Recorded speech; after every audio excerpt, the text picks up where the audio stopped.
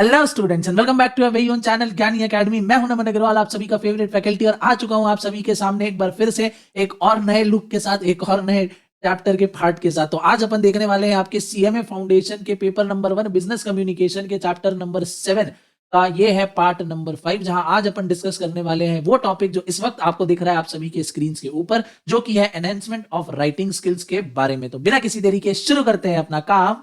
जय श्री राम। ओके, तो अभी तक पिछले 4 पार्ट्स में अपन ने ये पढ़ा, ये अच्छी तरीके से समझा है कि भैया राइटिंग क्यों जरूरी होती है, रिटन कम्युनिकेशन क्या इंपॉर्टेंट रोल प्ले करता है किसी भी ऑर्गेनाइजेशन में। और हम अभी तक ये प्रॉपर तरीके से समझ चुके हैं कि रिटन कम्युनिकेशन कितना इंपॉर्टेंट है हमारे बिजनेस के लिए। ठीक है, अगर हम बिजनेस कर रहे हैं तो एक रिटन कम्युनिकेशन कितना ज्यादा इंपॉर्टेंट होता है। अब जो हम रिटन कम्युनिकेशन कर रहे हैं इसके लिए हमको लगती है राइटिंग स्किल्स। हर कोई बहुत अच्छी तरीके से चीजों को नहीं लिख सकता है, बट अगर आप एक कॉर्पोरेट एनवायरनमेंट में हो तो आपके पास ये राइटिंग स्किल्स होनी चाहिए, क्योंकि पता नहीं कब आपके पास ये काम आ जाए। ठीक है, हो सकता है कब आपके आपके सीनियर आपको बोल दे कि ये लेटर लिख दो या ये मेल कर दो, तो उस वक्त अगर आपके पास प्रॉपर राइटिंग स्किल्स नहीं है, आपको अच्छी तरीके से नहीं पता है कि किस तरीके से किस प्रॉपर वे में लेटर को लिखा जाता है या क्या चीजों का ध्यान रखना होता है, तो हो सकती है बहुत बहुत गड़बड़। ठीक है, एक बेसिक सा लेटर तो कोई भी लिख सकता है, या बेसिक कोई भी इंफॉर्मेशन देनी है रिटर्न फॉर्म में कोई भी दे सकता है। उसके लिए अभी तक अपन ने ऊपर में बहुत सारी चीजें पढ़ी हैं, लेटर वगैरह, रिपोर्ट वगैरह, फॉर्मेट वगैरह भी देखे हैं, बट जो अंदर की ब्यूटी होती है बिटवीन द लाइंस, लाइंस को किस तरीके से प्रेजेंट करना है, कितनी कम से कम हम एरर या मिस्टेक्स का या जीरो स्कोप हम छोड़ें, ठीक है, कोई भी तरीके की कोई भी मिस्टेक्स ना हो, कैसे वर्ड्स का यूज करना है, यही चीजें अपन सीखेंगे एनहेंसमेंट ऑफ राइटिंग स्किल में, कि हम अपनी राइटिंग स्किल को कैसे सुधार सकते हैं। अब राइटिंग स्किल से यहाँ मेरा ये मतलब नहीं कि अपनी हैंड राइटिंग को जो हम लिख रहे हैं वो ज्यादा इंपॉर्टेंट है। क्लियर हो गया? तो उसको हमको कैसे सुधारना है, कैसे हम क्या क्या स्टेप्स का हमको लेने हैं और किन बातों का हम ध्यान रख सकते हैं, पढ़ते हैं। ये हमारा आज का टॉपिक है। ऊपर का जो ये पहला पैराग्राफ है, पहला, इसमें वही चीज लिखी है कि अपार्ट फ्रॉम कम्युनिकेशन, राइटिंग जो है, राइटिंग कम्युनिकेशन, रिटन कम्युनिकेशन काफी एसेंशियल रोल प्ले करता है, बट मैक्सिमम लोग इसको क्या करते हैं, इग्नोर करते हुए चलते हैं और इस पे बहुत ज्यादा ध्यान नहीं देते हैं, बट एट टाइम से बहुत ज्यादा इंपॉर्टेंट हो जाता है। तो क्यों हो जाता है? क्योंकि ये हेल्प करता है हमको, it helps a person to connect with others. ठीक है, और दूसरा ये एक ऐसी स्किल है, राइटिंग एक ऐसी स्किल है जो हम इसको कभी भी एट एनी टाइम एनीवेयर हम इसको सीख सकते हैं, इसकी कोई एज नहीं होती है। क्लियर है? तो एनहेंसमेंट ऑफ राइटिंग स्किल का ऊपर का जो इंट्रोडक्टरी पैराग्राफ है कुछ खास ज्यादा इंपॉर्टेंट नहीं है, वीडियो को पॉज करके आप रीड कर सकते हो कि क्या है। मैं सीधा आगे बढ़ूंगा सिग्निफिकेंस ऑफ राइटिंग स्किल्स में, कि राइटिंग स्किल्स क्यों इंपॉर्टेंट है, और खास करके आप लोगों के लिए जो कल को जाके बड़ी बड़ी कंपनीज में काम करने वाले हैं। सबसे पहला सिग्निफिकेंस ऑफ राइटिंग स्किल क्या है? Improving communication skill. जितना ज्यादा आपकी राइटिंग स्किल अच्छी होगी उतनी आपकी कम्युनिकेशन स्किल बेटर होती जाएगी। ठीक है, strong writing skills help a person to communicate and connect with others. It makes the message transmitted clear, concise and concrete. Readers can easily understand the essence of the idea being presented. ठीक है, readers जो है, जो आपके message को पढ़ने वाले हैं, वो इजीली समझ सकते हैं, अच्छे से पहचान सकते हैं। ठीक है, उनको जो आप मैसेज, जो इन्फॉर्मेशन कन्वे करना चाह रहे हैं, वो इजीली उनको समझ में आ जाएगी, किसी भी तरीके का कोई भी कंफ्यूजन, मिसकम्युनिकेशन या केओस क्रिएट नहीं होगा। ठीक है, next, nurturing creativity, imagination and knowledge. ठीक है, जितना ज्यादा आप राइटिंग पे ध्यान दोगे उतनी ज्यादा आपकी क्रिएटिविटी, आपकी नॉलेज और आपकी इमेजिनेशन जो है वो स्ट्रांग होती जाएगी। जैसे फॉर एग्जांपल, अगर मैं अभी आप लोग को एक टास्क दूं, एक छोटी सी पोयम या कुछ गाना लिखो, तो अब ऐसी थोड़ी ना रैंडम कुछ भी या 2-4 लाइन आप लिखने बैठ जाओगे। उसके लिए अब आप सोचोगे कि यार किस सब्जेक्ट पे, किस टॉपिक पे गाना लिखो, फिर आपको कोई ना कोई याद आ जाएगी, बोले कि चलो उसके बारे में लिखते हैं। अब आप क्या करोगे? उसको इमेजिन करोगे। ठीक है, सोच रहे हो कि ये ऐसे, इसको ऐसे कर सकते हैं। ठीक है, तो आप उसको जो उनका फेस है उसको आपने चांद के साथ कंपेयर कर दिया, तो यहाँ पे क्या आप डिफरेंट डिफरेंट सोच रहे हो, इमेजिन कर रहे हो चीजों को, सिनेरियो को क्रिएट कर रहे हो। ठीक है, फ्रिक्शनल सिनेरियो आप क्या कर रहे हो? क्रिएट कर रहे हो। और दूसरा क्रिएटिविटी लगा रहे हो कि और कैसे हम इसको ब्यूटीफाई कर सकते हैं हमारी लाइन को। ठीक है, तो एक लाइन लिखने के पीछे, ठीक है, कि तू मेरी जिंदगी, ठीक है, या तेरा चेहरा चांद का मुखड़ा, ठीक है, इसके पीछे आप कितनी इमेजिनेशन लगा रहे हो, क्योंकि मैं एक लाइन को कितनी ब्यूटीफुल तरीके से लिख सकता हूं। तो जितना ज्यादा आप राइटिंग की प्रैक्टिस करोगे उतनी ज्यादा आपको दिमाग दौड़ाना पड़ेगा लिखने से पहले। ठीक है, जिससे क्या होगा? आपकी क्रिएटिविटी, आपकी इमेजिनेशन, आपकी थिंकिंग पावर क्या है? डेवलप होती जाएगी। ठीक है, साथ ही साथ आपकी नॉलेज, क्योंकि अब यहाँ पे क्या कर रहे हो आप?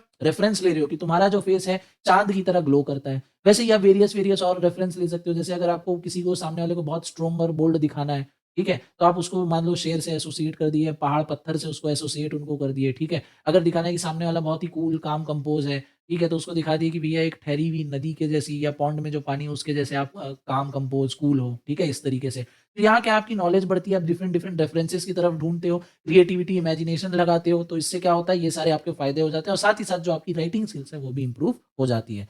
तो the frequently a person writes, the more his brain is enhanced to generate new ideas. अब सेम चीज आप बार बार नहीं लिख सकते, जैसे एक तरीके का एक ही जैसा गाना या एक ही गाना पर्टिकुलर आप बार बार नहीं सुन सकते हो, ठीक है, एक टाइम तक सुनोगे बट उसका जैसे ही ट्रेंड चला जाएगा दूसरे गाने की तरफ शिफ्ट हो जाओगे।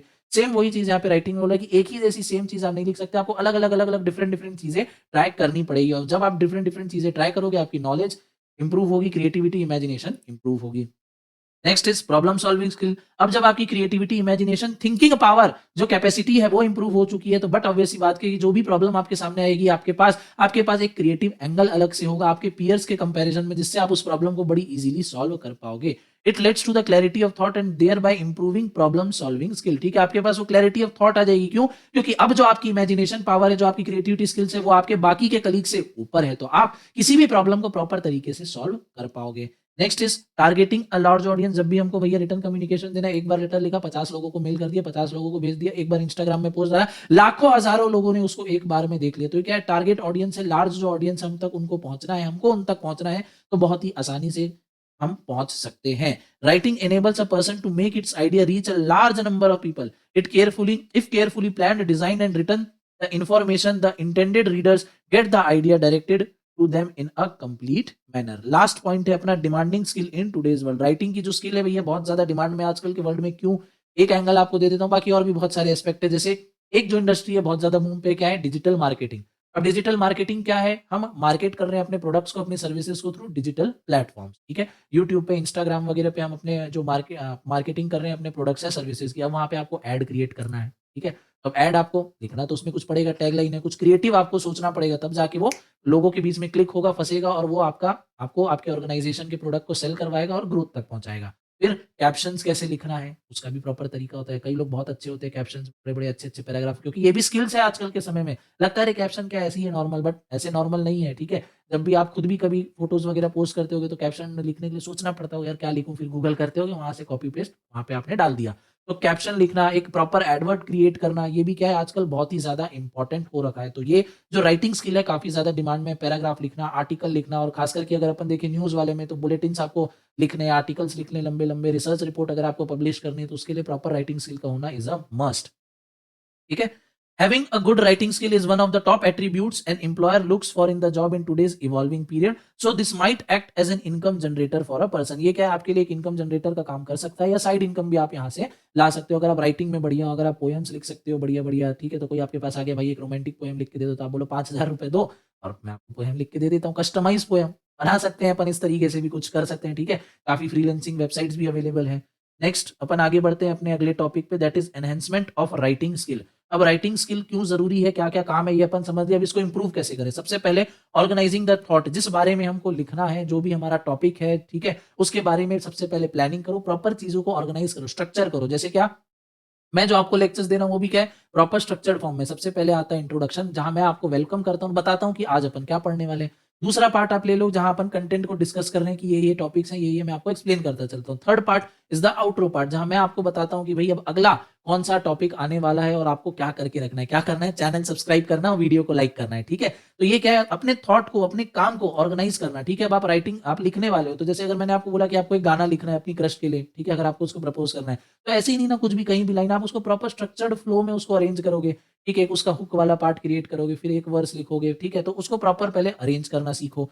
Next is outlining before writing. ठीक है, एकदम ऐसे ही नहीं कि बस मन में थॉट आया, हमने उसको स्ट्रक्चर में अरेंज कर दिया, फटाफट लिखो, पब्लिश करो, सामने तक फेंको। नहीं, सबसे पहले आउटलाइन क्रिएट करो कि कैसे कैसे होने वाला है, मतलब रफ वर्क करके रखो। ठीक है, पेयर करने से पहले रफ वर्क करके रखो, अपनी प्रैक्टिस करो। Outlining the ideas in making key points help the writing process smoother and leads to early and better finishing of project. Key points है, उसको देख लो कि आप किस पे और क्या क्या खेल सकते हो। आगे वाइड रीडिंग, यानी टॉपिक पे रिसर्च करो। ठीक है, reading a variety of material helps in increasing knowledge base and growing a lot of vocabulary. Also a person gets introduced to different styles of writing. ठीक है, रिसर्च करो। अब जैसे आज की डेट में बिजनेस कम्युनिकेशन के ऊपर सिर्फ और सिर्फ आपको हमारे चैनल पे लेक्चर मिलेगा और कहीं मिलेगा नहीं।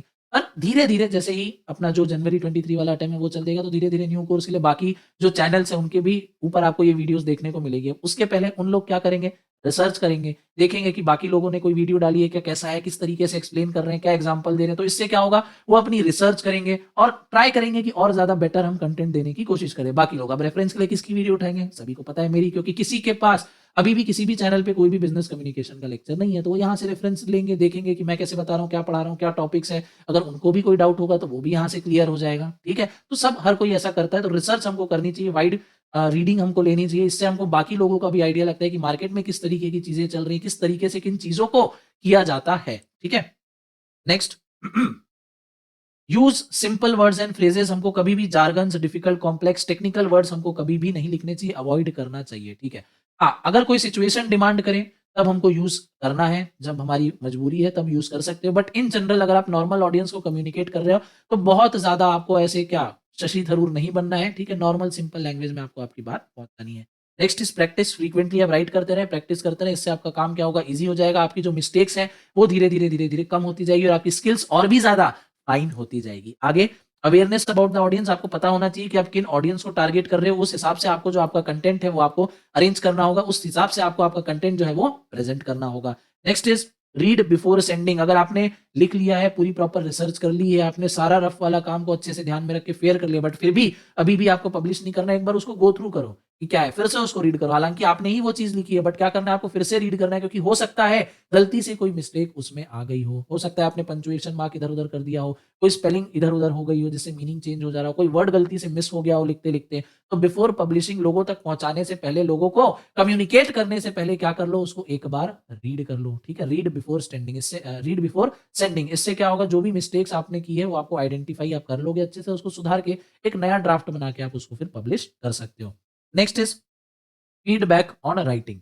बहुत ही ज़्यादा इम्पोर्टेंट, बहुत ही ज़्यादा क्रूशियल चीज़ है। क्या है, जो भी आपके पास फीडबैक आए आप उसको प्रॉपर तरीके से देखें। क्या है, getting response is extremely helpful in providing valuable lessons and improving writing skills in futures. आपका काम जब लोगों तक पहुंचता है और उनसे जब लोगों का आपका फीडबैक आता है, आपको उसको भी प्रॉपरली सीरियसली उसको लेना है, उसके ऊपर वर्क करना है। इससे क्या होगा, आपकी जो स्किल्स है और भी ज़्यादा इंप्रूव होती जाएगी। इसीलिए मैं हर वीडियो में बोलता हूँ, मतलब मैक्सिमम वीडियोस में बोलता हूँ कि आपको कोई भी प्रॉब्लम है, कोई भी परेशानी, कोई भी सजेशन है, आप कमेंट बॉक्स में कर दो। डिस्क्रिप्शन में भी जनरली मैं लिख के रखता हूँ कि आपका जो भी फीडबैक है, जो भी चीज़ आपको लगती है कि कमी है, इसको सुधार सकते हैं, ठीक है, आप उसको बिल्कुल कमेंट सेक्शन में डालो। इसको मैं अगली बार से इंप्रूव करने की कोशिश करूंगा। क्लियर हो गया? हाँ जी सर। तो ये क्या है, फीडबैक को काफी ज्यादा सीरियसली लेना चाहिए, इससे आपके लिए ही इंप्रूवमेंट आएगा, ठीक है, आपकी स्किल्स इससे एनहेंस होगी। तो ये था हमारा एनहेंसमेंट ऑफ राइटिंग स्किल्स। नीचे मुझे दिख रहा है नोटिस एंड सर्कुलर का टॉपिक। नोटिस एंड सर्कुलर, ये है नोटिस, ये इसके नीचे सर्कुलर। उसके नीचे एक last topic of this chapter, that is business report writing. तो दो मेन टॉपिक्स अपने बचे हैं, that is notice and circular, और एक है बिजनेस रिपोर्ट राइटिंग, और इसके साथ ये जो चैप्टर है वो खत्म हो जाएगा। इन दोनों टॉपिक को अपन ले लेंगे नेक्स्ट वाले पार्ट में, ठीक है। आज की क्लास को अपन यहीं पे रैप अप करते हैं। आई होप कि आपको मजा आया होगा, सारे टॉपिक्स इजीली समझ में आएंगे। फिर भी कोई डाउट है तो कमेंट कर देना, मैं आपकी क्वेरी को जो है सॉल्व करने की पूरी पूरी कोशिश करूंगा। वीडियो के लास्ट तक आप बने रहे, आपका इंपॉर्टेंट वैल्यूएबल टाइम देने के लिए दिल से धन्यवाद।